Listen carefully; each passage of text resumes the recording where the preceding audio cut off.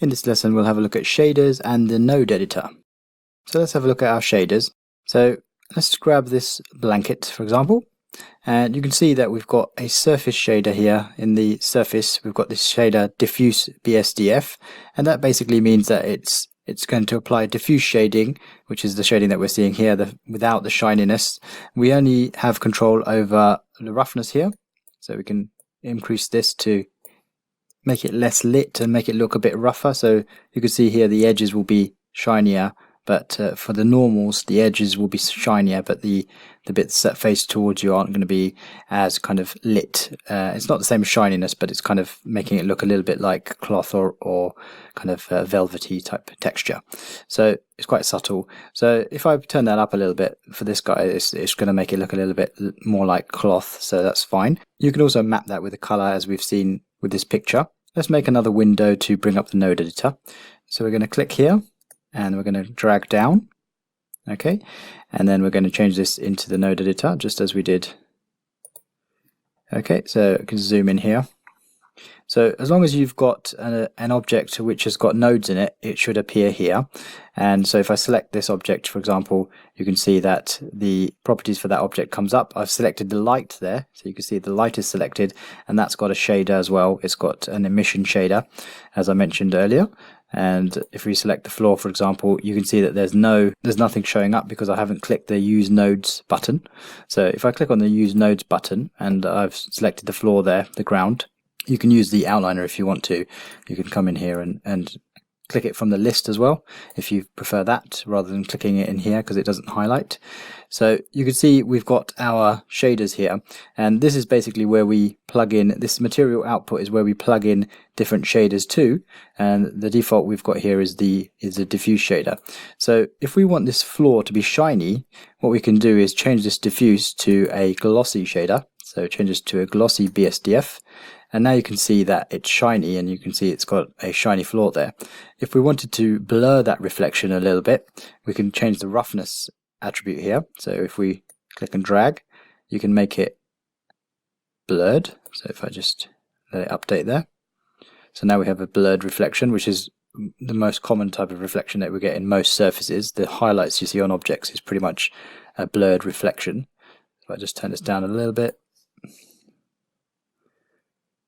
There we go. So now you can see that we've got a bit of a shiny floor there with a blurry reflection. And this is tinted this blue color. I'm just going to make it a bit sharper there. And it has different ways of calculating this reflection.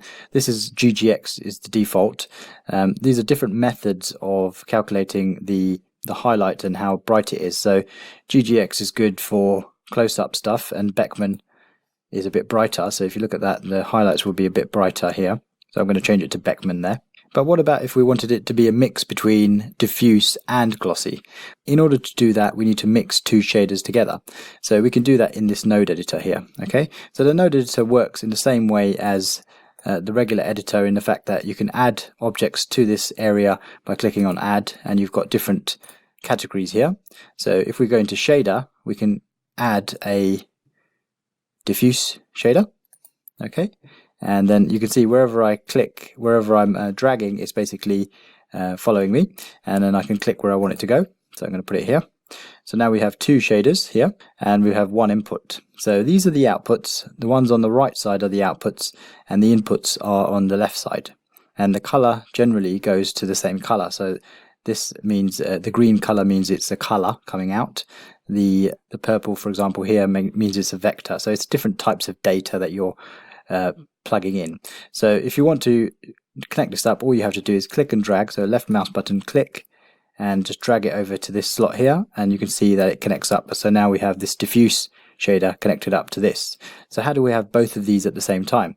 Well, we create a mix node and we put it in between. Let's go to add shader, and we're going to say mix shader. Okay, and then you can see I can drag it in between this, in between the noodle here. This is called a noodle. And then I'll basically connect it up automatically, and it sort of moves it out of the way. So that's pretty cool. And then you can connect another shader up into this slot here. So just click and drag.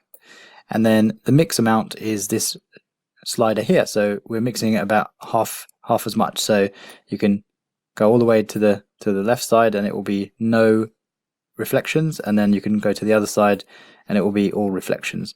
So that's nice. So now we can actually choose how reflective to have this thing, and it can mix between those two. You can also connect an image in here. So if you wanted to have a texture in here for your specular map, then you could put it in here. So that would control where the highlights are and how shiny this object is. Okay, so you can put in a texture in here. So let's just adjust this. I'm just going to maybe bring it to 0.5, and then I'll just change my color back to the bluish that I had. Okay, so now it's a mix, and let me just change the roughness a little bit down just so it's a bit sharper. Okay, so now we've got some reflections and we've got some diffuse there as well. So let's do the same thing here for the picture. So I'm going to click on the picture here, and you can see it instantly changes. In case you want to know, here it is. Here it says picture. This is the shader that you're adjusting, the slot that you're adjusting. If you wanted to pick another shader, so something that's already in the scene, you can click here, and let's say I wanted this to be brown. I could just click on brown, the brown shader, and now that's going to have that brown shader, so you can see it update here. So this is basically, this button here is the same as this button here, and you can adjust those shaders. So I'm just going to switch that back to picture. Okay, and then what we'll do is do the same thing that we did before. We're just going to create a glossy BSDF. So add shader glossy, put it over here, add. You can press Shift A. I'm just not using the shortcuts at the moment, so you can use the same shortcuts, Shift A, to get this menu up, and then you can add whatever you want to.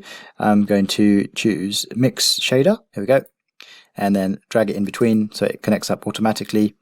Connect up this to this. Okay, so now we have a mix of this.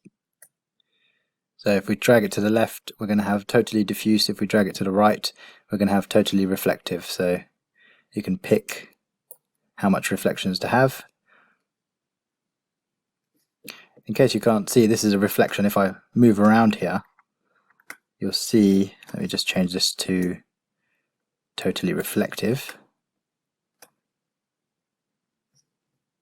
And let me make this less rough. So the glossy, I'm going to change it to a mirror here. So now you can see the reflection in there. It's like a mirror. Pretty cool. So let's just turn this back down a little bit. Okay, something like that. So it's quite subtle. And then I'll just press 0 here just to go back to my camera. Okay, so I've got a little bit of reflection on there. Let me just come back to the picture shader here. You can see this is the image texture that we created earlier, and this has got the file that we created, and you can see it's plugged into the color there. Okay, maybe we could select a couple of these books here and change some of the colors on them. So if I select, maybe I'm holding down Shift to grab different books, and then in the brown slot you could change that to shelf, for example, or maybe that's a bit too the same. Maybe frame, they've got a black book there, and just grab another book. So again, we can click on this slot here and then click on another color just to break that up a little bit, maybe one in here. And you could create some more materials. I'm just using the ones that I've got already.